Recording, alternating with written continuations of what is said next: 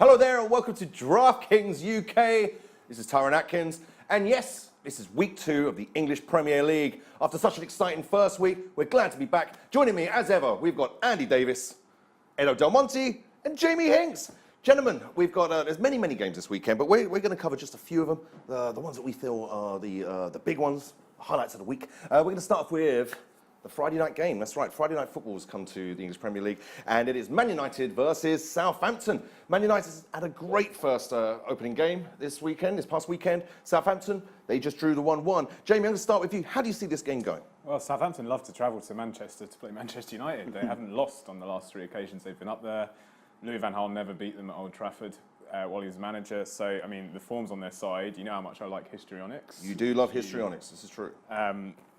But also it's going to be Paul Pogba's debut as well, which means you're getting a player who scored 8 goals last season, 12 assists, really relevant for fantasy-wise. Plus he had 2.2 tackles per game, 1.3 interceptions per game, and also draws a lot of fouls. So I think he may be valued this week, Paul Pogba, just because I don't think that many people are going to go straight for him because you've got Zlatan who scores goals, you've got Rooney who scores goals. You've got Mata, who he's going to keep, apparently. I know. Which amazes me. And then you'll have Pogba, who I presume will come in for Ander Herrera, and he'll keep Fellaini in there.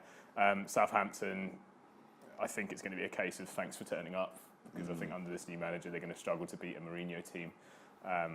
It's going to be tight, though. I think 2-1. I can't see United keeping a clean sheet. It's interesting you say that because Mourinho teams, well, when he was back at Chelsea for those 2.5, 3 seasons, didn't have too much joy against Southampton, so I'm not entirely sure that might be the case. And also, we're going to be looking at Tadic, who's going to be, I believe, who's going to be on Pogba. And last week, Tadic, well, he was in my team. He was absolute wonder horse. Andy Davis, how do you see this game going? Well, I mean, not many teams have a lot of joy against Southampton because Southampton have been quite good, haven't they, in the league since they've come up. I agree with Jamie. I think United are going to win. There'll be a huge focus on Pogba. I mean, 100 million, whatever it was he cost. The problem for Southampton is who do they try and keep quiet the most? Because United are just full of players that can, if you focus on Zlatan, Pogba can do something, either or. I think Southampton will be sort of chasing chickens around for quite a large part of the game. But I don't think they'll be overawed. I don't think Southampton are bad enough to get overawed by Man United. So I agree with you, Jamie. 2-1 Manchester United, but I think it'll be a comfortable 2-1. Particularly a late Southampton goal. Okay, comfortable 2-1, you say. Yeah, I mean, there was a lot to talk about after Man United's performance last week. Bally in defence, I thought, was particularly good. And they've got this three-pronged attack now. You've got Zlatan, obviously. You've got the link-up play of Rooney. And you've got Martial, who's got all the speed to die for. I think they're terrifying. Edo, what do you think? Oh, yeah, Man United will certainly come up with something amazing. And Pogba, especially if he is the player he was last season, where he was much more consistent. They're terrifying, and in fact, you do wonder what about Wayne Rooney in the future. And I think Jamie did say a few weeks ago that he thought that Mourinho would start out with Rooney and eventually just drop him very quietly once everyone else started imposing themselves in midfield. I do think that this game may be problematic for Pogba, just because it's his first day there and the enormous price tag will weigh on his shoulders. And there's a thing as well of who is the defensive midfielder in Man United's setup. Is Fellaini really good enough to do that?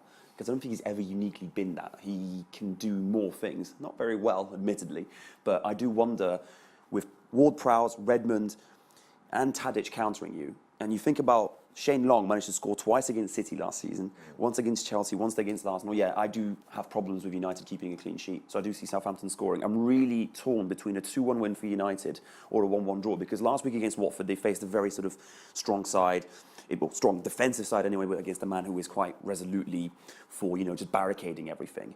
Will they find more space against United? Will Valencia have a bad defensive game, which he didn't have against Bournemouth? Southampton won't gift as many chances to United as Bournemouth did. You've got Jose Font coming back, and there'll be anger at Southampton because, was it Puel accused United of putting pressure on him to sign? So I'm just a little bit torn. I'm going to say 2-1 United as well, but it's going to be closer than we think maybe. There's an awful lot of questions for this tie. Personally, I'm going to go for a 3-0, but there's so many factors. It's a Friday night, which is an eerie. Why are we laughing, gentlemen? So completely different to what we said. Of course it is. We can't all agree all the time, gents. We can't, but there's so many things to consider. 70,000 people there for Pogba's debut. Can Zlatan do it again? Is Rooney still the man? All these questions will be asked. And what do you think? How about going to DraftKings Download the app if you haven't already. Select your 8-man roster. You can win big. Welcome to the big time.